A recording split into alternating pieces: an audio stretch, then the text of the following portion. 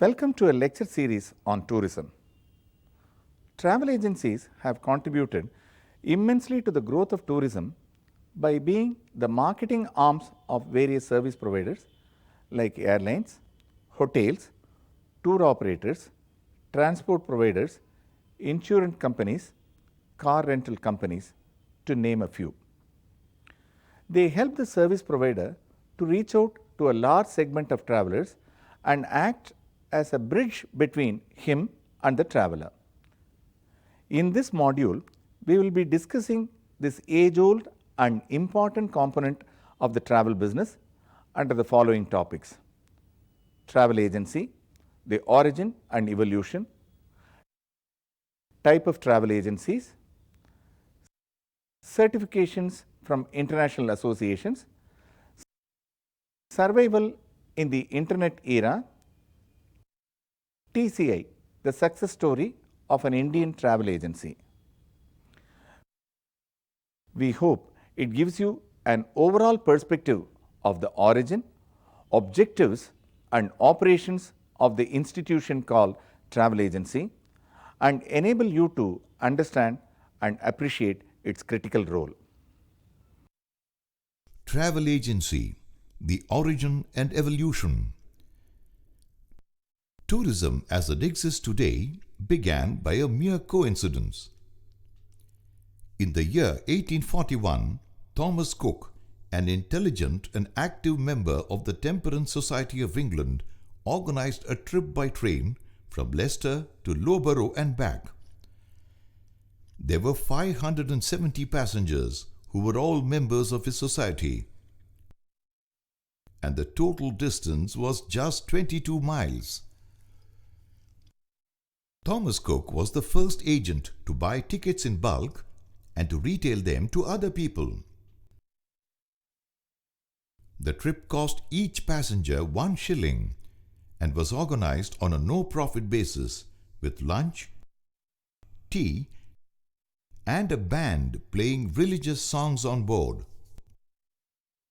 The success of this trip encouraged Thomas Cook to create a business model in 1845 when he set up a full-time company to organize excursions.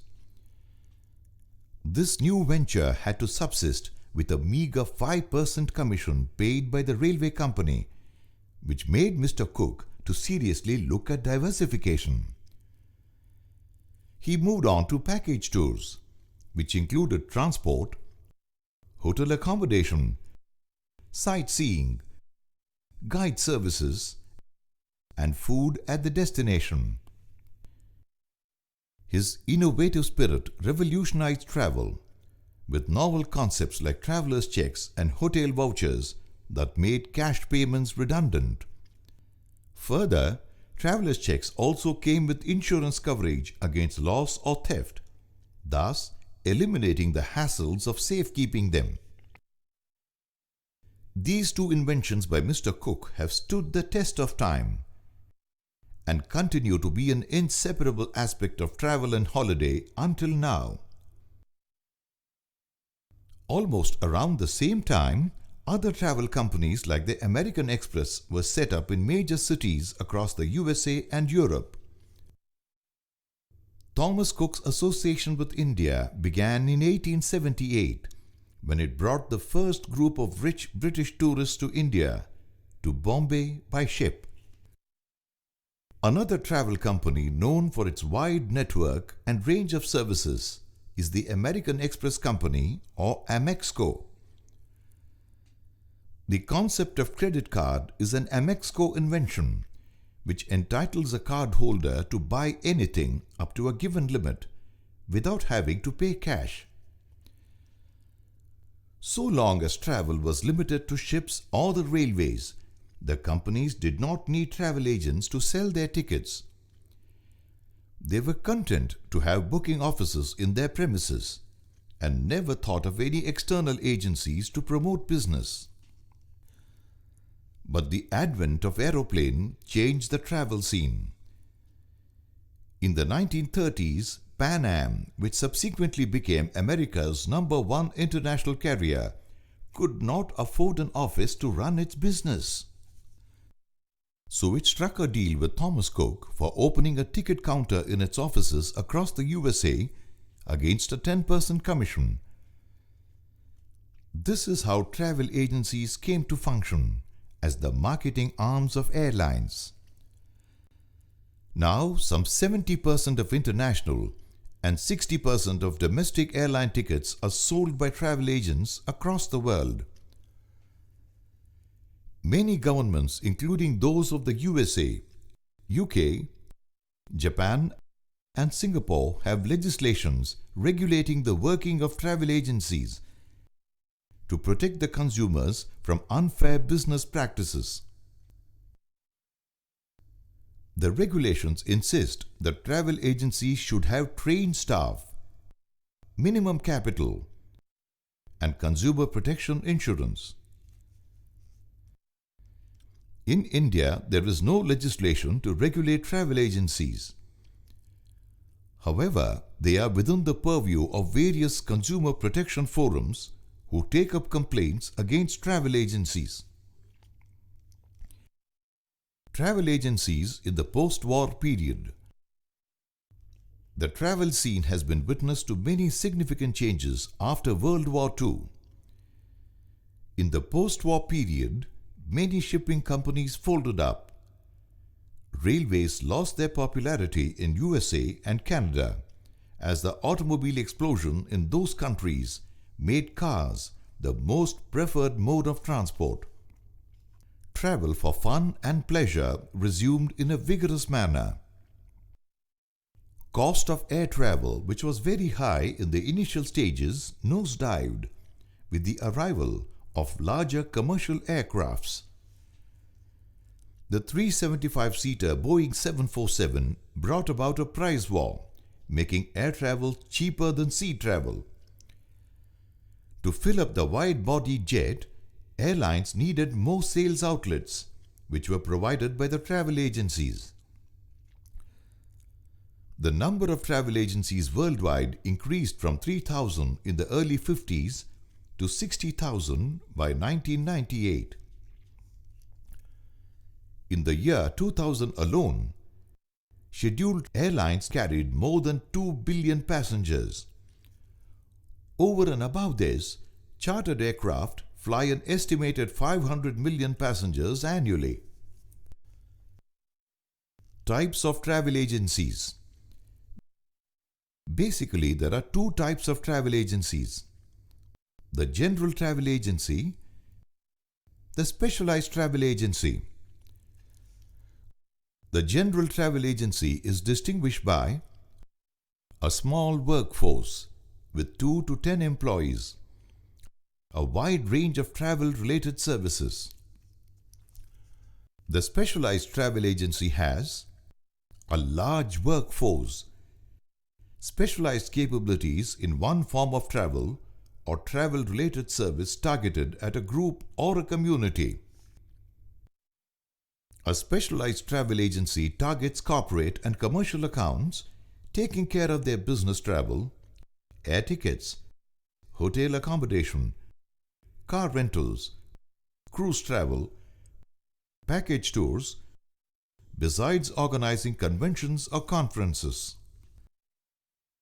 But some specialized travel agencies are content with developing and marketing domestic tours. Travel agencies can be further classified into wholesalers and retailers. The wholesalers develop package tours to many destinations and sell them either directly to the travelers or through retail travel agents who get commissions up to 10%.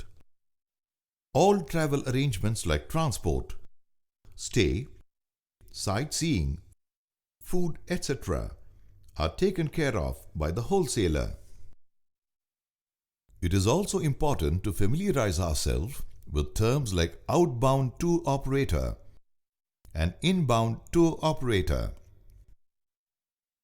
Tour operators who promote tours to foreign destinations are called outbound tour operators, whereas those who receive guests and handle arrangements in the country of destination are called inbound tour operators. Travel agents who operate tours only within their own country are called domestic tour operators. Revenue model. Most travel agencies do not charge anything from their clients for the services rendered. They subsist on commission given by their principals, namely airlines, railways, insurance companies, hotel or motels, car rental companies, etc. Commissions offered to a travel agent vary from country to country, depending on the market situation. For instance, airlines offer commissions up to 15% in USA, where there is no ceiling on commissions due to the liberal economic policies followed by the government.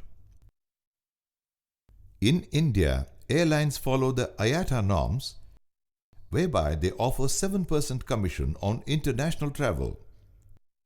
Air India offers 5% commission, on par with the private airlines in the fray. Indian Railways do not offer commission to travel agencies. As a result, the agencies levy a service charge for clients who approach them for railway bookings.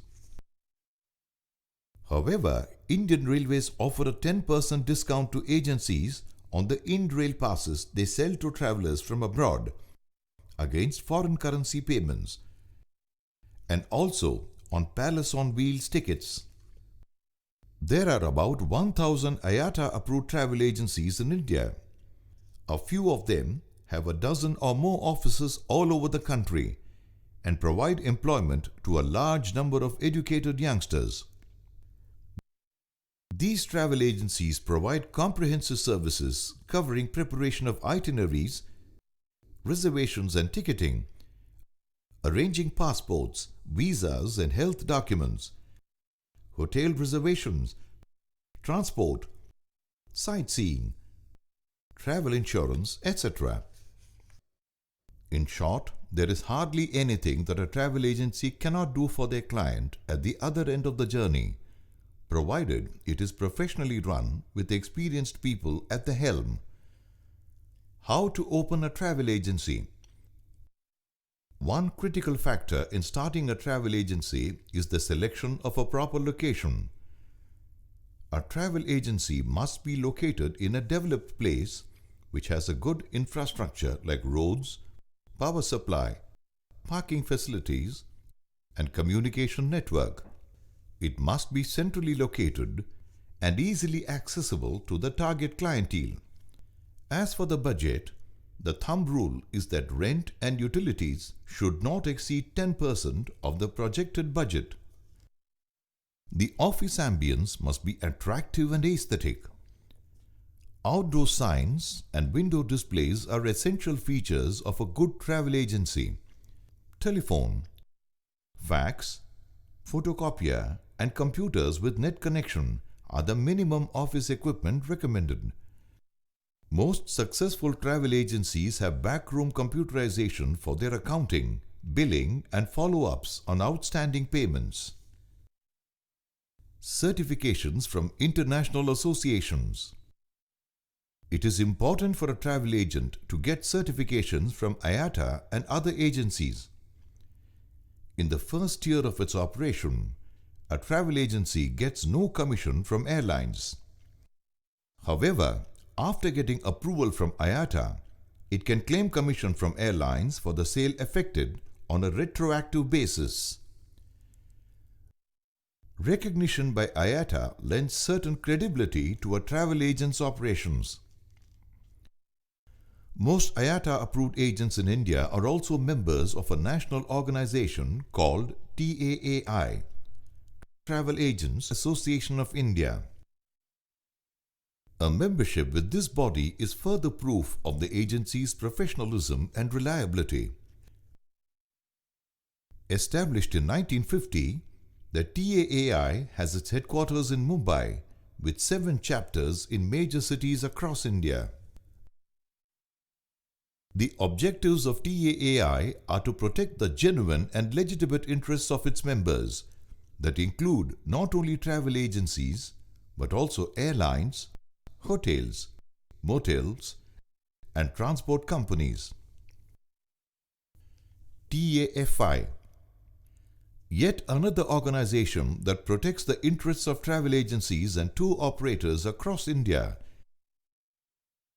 The Travel Agents Federation of India works closely with TAAI. IATO, based in Delhi, IATO, or the Indian Association of Tour Operators, safeguards the interest of tour operators in India. A young and active organization, it has among its members all those involved in tourism, including hotels, transport operators, airlines, and state tourism departments, etc. UFTAA or UFTA, Universal Federation of Travel Agents Association, or the UFTA, is a global body with 121 travel agency associations from across the world as members, including India's TAAI. It also has over 48,000 travel agencies worldwide on its list of members. UFTA provides training opportunities to its member travel agents. ASTA, American Society of Travel Agencies, is another major international organization which permits travel agents from all countries in the world to become its members. It holds annual conventions called World Travel Congress, which attracts as many as 8,000 travel agents every year. According to an IATA report, the number of IATA-approved agencies has doubled in 10 years, from the 30,000 in 1990 to 60,000 in 2000. Statistics pertaining to the travel agency business in the USA are mind-boggling. In 1995, travel agencies in that country issued airline tickets worth $45 billion and earned a commission of $4 billion.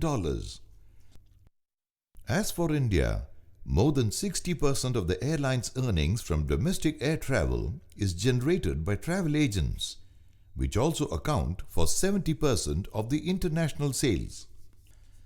The rest of the selling is done either directly by the airlines or through their general sales agencies or GSAs.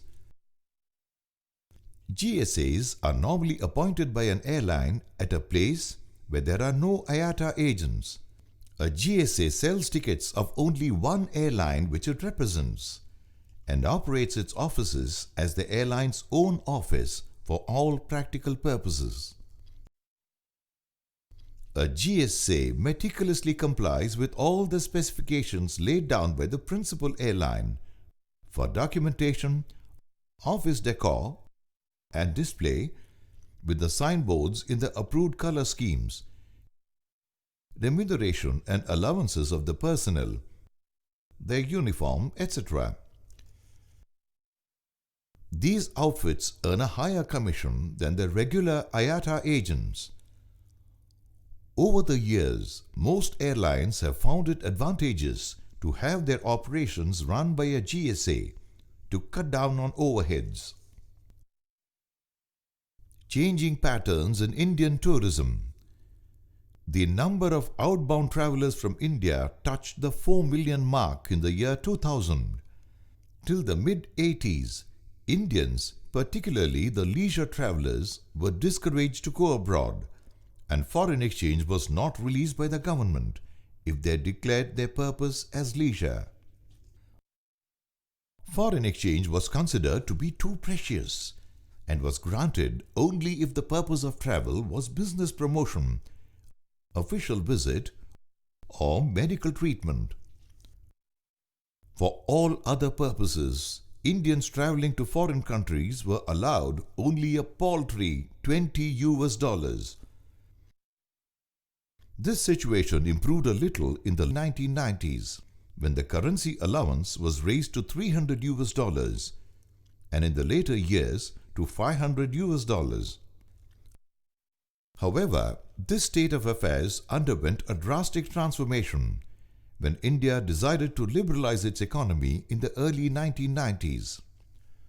The country achieved an average growth rate of 4.5% annually during this decade and went on with an accelerated growth in the later part of the decade.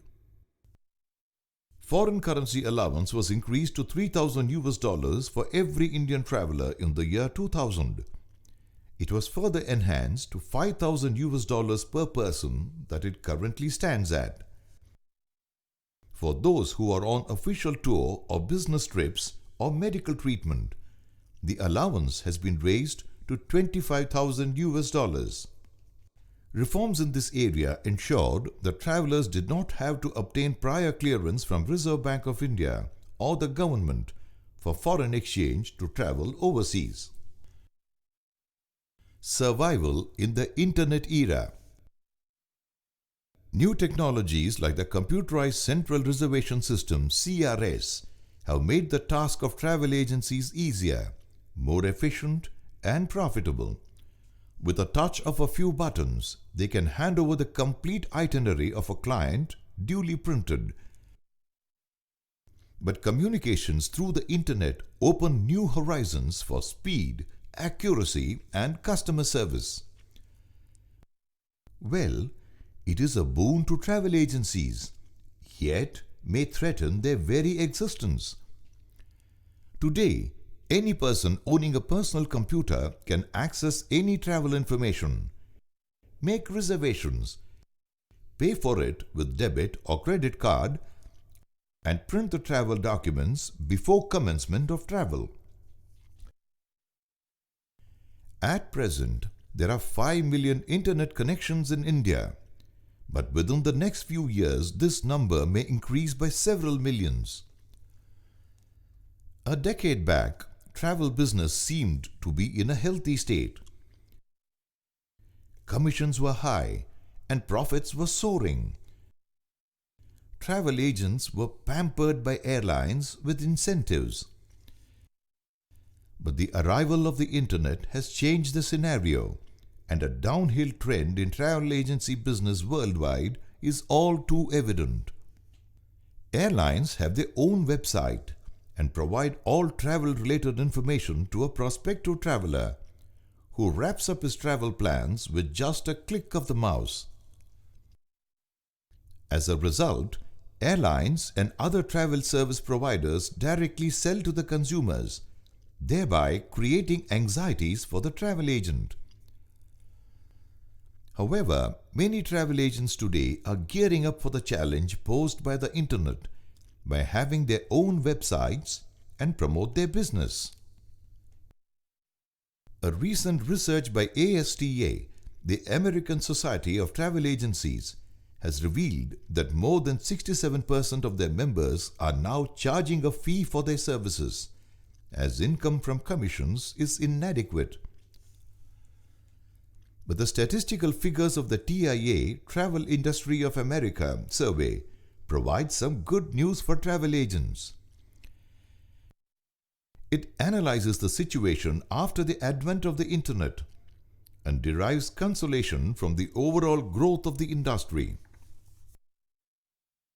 In 1997, the total US travel business was estimated to be $500 billion, while the business transacted on the net was $900 million. In the year 2002, the overall travel business in the country stood at nearly $800 billion.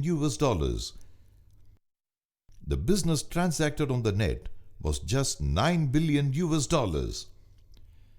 Thus, it was clear that the business on the net was just 1.2% of the total volume, leaving the rest for travel agents. Enough for everyone to have his share of the cake. TCI, an Indian success story. July 1961 was a watershed for the Indian travel business. It marked the merger of 3 leading Indian travel agencies, namely Jinnah & Co., Lee and Muirhead India Private Limited, and J. Nana Das & Co., to form TCI, Travel Corporation of India. Since then, TCI has pioneered new trends in tourism and helped thousands of tourists to discover India and other countries in the world. Along the way, they have earned for the country millions of dollars in foreign exchange, collected many prestigious awards for their pioneering effort in tourism, like the Government of India's National Tourism Award, which they have won 14 times. Their exclusive speed hotel service assures instant room reservations in more than 70 hotels across India. And that's not all. TCI has its own fleet of luxury coaches and limousines. They are the exclusive agents for in-rail passes on India's extensive rail network, U-Rail, Japan Rail, Amtrak, and Greyhound, etc. Today, TCI is a Rs 2,500 million company with over 1,000 professionals spread across 27 offices in India and 12 offices abroad. Opportunities ahead. The number of outbound travelers from India has registered a steep increase in recent times. Finding this phenomenon curious, PATA, the Pacific Air Travel Association, embarked on a research study which threw up some interesting facts. In the year 2000 alone, outbound tourism has touched the 4 million mark, leaving behind inbound tourism, which stood at 2.6 million. An estimated 25 million Indians are today in a position to afford foreign travel. Thus, it is clear that there is a vast potential yet to be tapped, and that means great opportunities and a bright future for the Indian travel industry. Notwithstanding all the competition in the industry and growth of technology, travel agent has a definite and positive role to play. Actually, he sifts through the enormous data presented by the service provider, transforms it into digestible bits before passing it on to the traveler. We hope these discussions have given you some fresh insights into the role and relevance of travel agents. With that, we conclude this session. Thank you.